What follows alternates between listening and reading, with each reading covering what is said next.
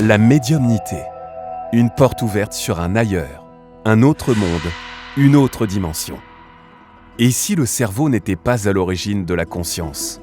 Celle-ci serait comme un grand marionnettiste extérieur qui guiderait nos corps physiques, nos émotions et notre sensibilité à recevoir des messages. À en croire certains, quelques-uns d'entre nous peuvent entrevoir ou entreapercevoir ceux qui sont passés de l'autre côté, ceux qui ont terminé leur vie terrestre et qui continuent leur parcours sous une autre forme. C'est ce qu'affirment ces personnes si singulières, communément appelées médiums. Les médiums transmettent des messages d'un univers à l'autre.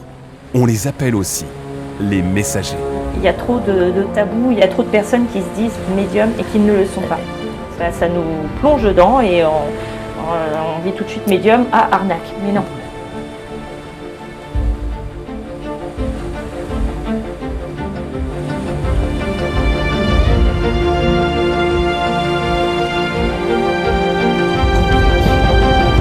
Mais non intellectuelle. Parce que si je pense, je ne sais pas. Descartes disait je pense, je sais, donc je suis. Nous on dit je ne pense pas, donc je suis. C'est les guérisseurs, c'est les médiums qui sont comme ça. Donc la première chose que je fais, c'est que je laisse venir les choses. Je ne vous pose aucune question. Je vais dire tout ce que je ressens, je vais recevoir des images, je vais recevoir des sensations physiques, je vais recevoir des évidences, je vais entendre des phrases.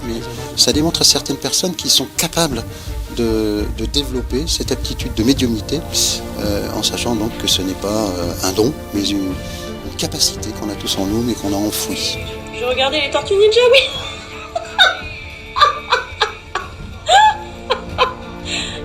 Animé ou inanimé, donc je dis humain, pierre, meuble, a son champ vibratoire propre qui crée son aura. Ce qui est formidable avec Pierre, c'est qu'il va éveiller en chacun les facultés qu'on a tous. Amélie, ça a été violent, ça a été vite, ça a explosé et elle est partie jeune en plus. Il ne faut pas aller voir le médium parce que j'ai entendu parler qu'il était bien, je vais y aller. Le défunt, il va choisir aussi son canal. Moi, je suis un peu brute. Si c'est quelqu'un de très timide et tout ça, ça ne passera pas avec moi. J'ai une anecdote d'une dame qui est venue, qui avait perdu son mari. Elle voulait voir que Reynald. Et il ne s'est rien passé du tout. Le seul message que j'ai eu, son mari lui a dit « Je te donnerai des messages si tu vas voir une médium femme ». Et la dame, elle a éclaté en sanglots. Elle me dit « Oui, il m'a trompé toute sa vie ». Perdre ma mère, pour moi, c'était la pire des choses qui pouvaient m'arriver.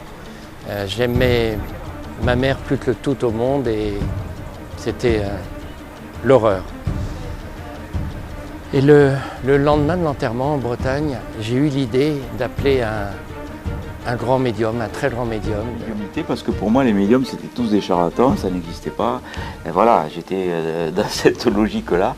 Et donc, un jour, il y a le président d'une association d'aide aux personnes en deuil qui m'invite pour venir parler des expériences de mort provisoire dans son association. Moi, j'ai dit d'accord. Et puis il me dit, en deuxième partie, il y aura un médium, ça ne vous gêne pas? J'ai dit ici, parce que déjà ce que je fais, c'est un peu touchy. Et si en deuxième partie, il y a un médium, c'est pas sûr que je vienne. Je n'ai aucune rancune, aucune rancœur, je suis dans le pardon et dans la paix. Donc, la petite anecdote, c'est qu'un jour, je suis en consultation et je dialogue avec un esprit et je transmets les messages à sa femme face à moi, quand tout d'un coup, l'esprit de mon père me dit « Il est temps que tu ailles sur ma tombe ramasser les fleurs qui sont fanées. » Et puis tout d'un coup, il me dit « Mais on me dit que vous enregistrez. Vous enregistrez ?»« Ah, trahi par un défunt. » On me dit que vous enregistrez, bah oui, on enregistrait.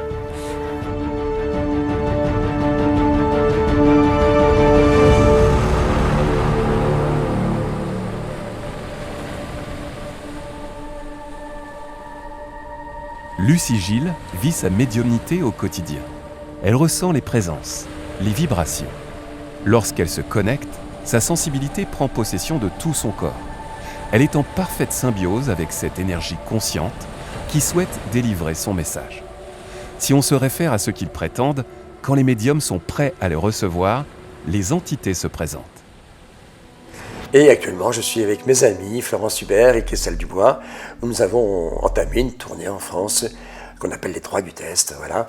Et nous produisons entre guillemets pour aller vous rencontrer en public et puis aider, apporter notre soutien. Voilà.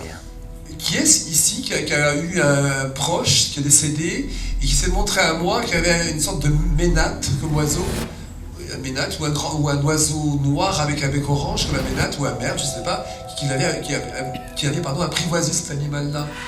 Qui a eu un proche qui avait ça dans le passé? C'est par ici dans l'allée pourtant que je l'ai vu. Ah, c'est vous encore? Mais c'était pas un ménate? J'ai élevé une pie. Ah, c'est une pie? Ah, oui. C'est vous? Ah bah voilà.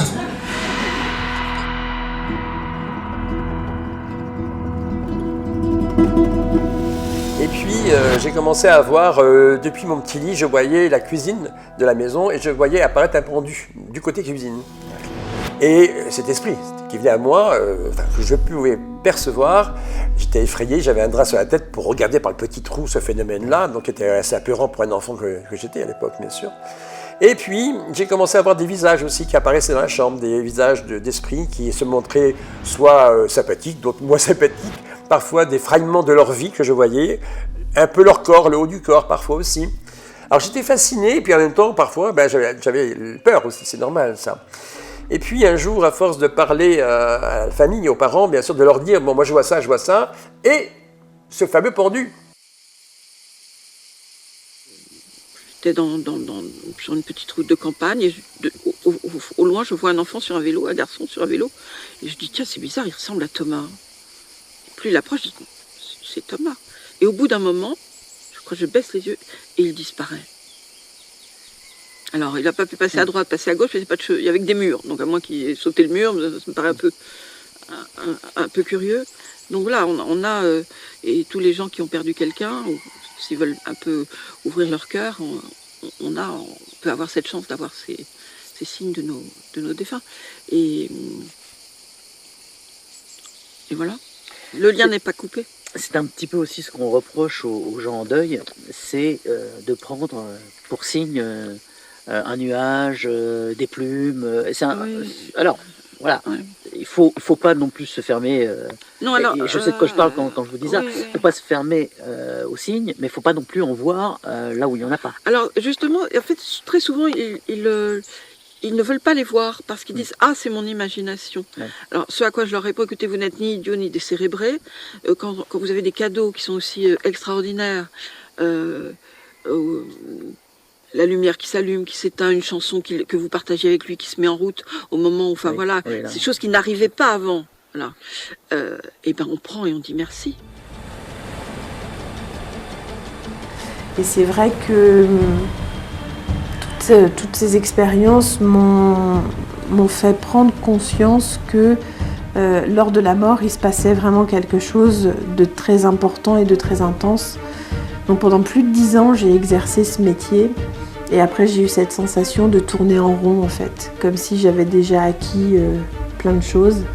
Et j'ai voulu aller un peu dans mes premiers amours qui étaient d'aller accompagner les défunts à la morgue, même si c'est pas tout à fait ce que l'on fait, même si on le fait un petit peu, mais c'est plutôt en salon funéraire.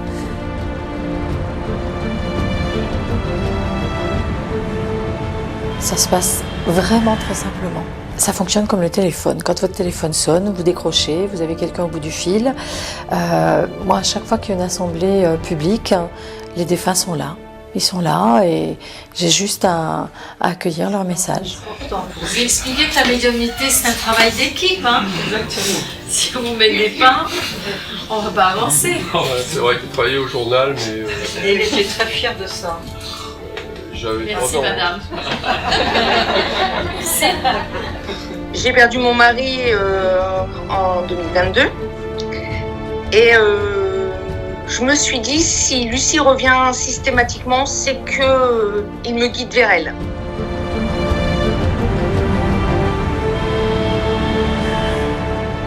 Tu peux me faire voir un petit peu les dates d'apprend sur la planète?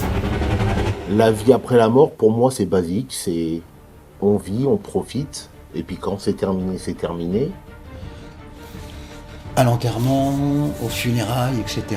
Mais c'est bizarre, moi j'avais l'impression qu'elle était là, j'ai senti son parfum, j'ai senti son odeur, j'ai senti sa présence. Pourtant ce ne sont pas des gens qui sont dans mon univers. je dis qu'il faut quand même ne pas fermer les yeux par rapport à ce voile qui s'ouvre sur une évidence qui n'est pas encore structurée scientifiquement, c'est vrai, mais où il y a beaucoup de recherches. D'abord, c'est la recherche intérieure de la personne elle-même qui va être réfractaire parce que ça peut correspondre à Et on arrive dans une pièce immense. Et dans cette pièce immense, elle était un peu jaunâtre, la pièce, enfin bon, comme si j'étais à l'intérieur d'une piscine, mais dans une pièce, debout. Et là, je vois celui qui m'avait porté se mettre à côté de moi, donc c'était mon guide. Et là, le temps que je regarde mon guide, donc, se sont installés trois, je dirais des moines, moi, mais bon, parce que je ne sais pas comment, trois personnes encapuchonnées. Et celui du milieu a redressé sa tête, il avait les yeux d'un bleu. Il fallait que tu aies un métier. Et c'est vrai que tout ce que tu fais, pour moi, n'avait pas de prise, n'avait pas tout ce que vous faites maintenant. Vous êtes encore dans la photo, monsieur? Oui. Voilà, et tout ça pour votre maman. Jeanne, vous chercherez, hein. Soit c'est la sœur de votre maman, soit c'est... Yes. Elle avait une sœur qui s'appelait Jeanne. Non, ça m'énerve. Alors, il y a un truc que je voudrais savoir. À la base, la médium, qu'est-ce qu'elle avait comme élément? C'est-à-dire, elle n'avait pas le pendentif. Elle avait rien du tout. Elle avait juste une enveloppe avec marqué objet dessus. Elle n'a même pas voulu le voir, elle l'a repoussé. Non, elle avait absolument rien. Et elle avait juste la photo de mon oncle pour pouvoir, comme support. De mon oncle, ouais. Je pense qu'il y a des personnes qui mettent des... Alors, le bijou est dans une pochette en tissu, et la pochette en tissu dans une enveloppe à bulles. Et elle l'a pas ouverte, là. Elle l'a même pas touchée, donc... Alors, c'est bien elle qui a déterminé que c'était un pendentif avec une chaîne. Avec une chaîne. Et aussi qu'il y avait une petite plaque, si je comprends bien. Connaissant mon oncle, je pensais que c'était ces petites plaques de cuivre qui gravaient. Et après, elle s'en est éloignée un petit peu. Elle a parlé d'un papier avec une inscription dessus. Et après, elle est revenue dessus. Enfin bon, elle s'en est éloignée et elle est revenue. Alors là, d'accord. Alors justement, c'est très important ce que tu viens de me dire là. Je suis médium, donc à temps plein depuis 2016. J'ai arrêté mon parcours de policière en mai 2016. J'ai commencé à avoir des ressentis déjà à l'âge de 5 ans. J'ai pratiqué l'écriture automatique aux alentours de l'âge de mes 9 ans. 9-10 ans, un peu plus précisément. J'ai toujours plus ou moins ressenti les défunts autour de moi, mais c'est vraiment aux alentours de à peu près 25-30 ans que ma médiumnité en fait s'est confirmée.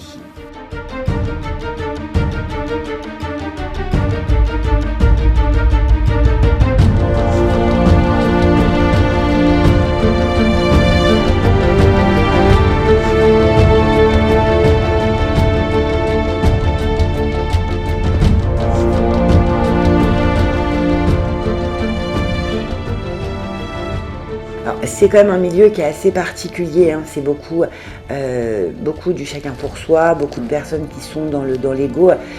J'ai effectivement quelques collègues avec qui j'échange, avec qui on peut se retrouver sur des salles en contact, sur des contacts médiumniques en salle. Avoir de véritables amis médiums, non, je vais vous dire honnêtement, non. Ce milieu n'est pas toujours si spirituel en fait qu'il devrait l'être.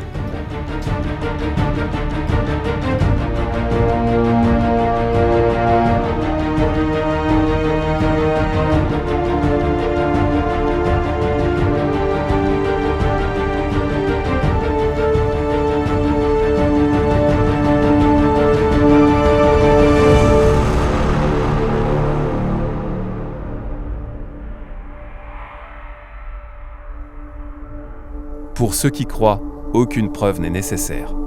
Pour ceux qui ne croient pas, aucune preuve n'est possible. Stuart Chase.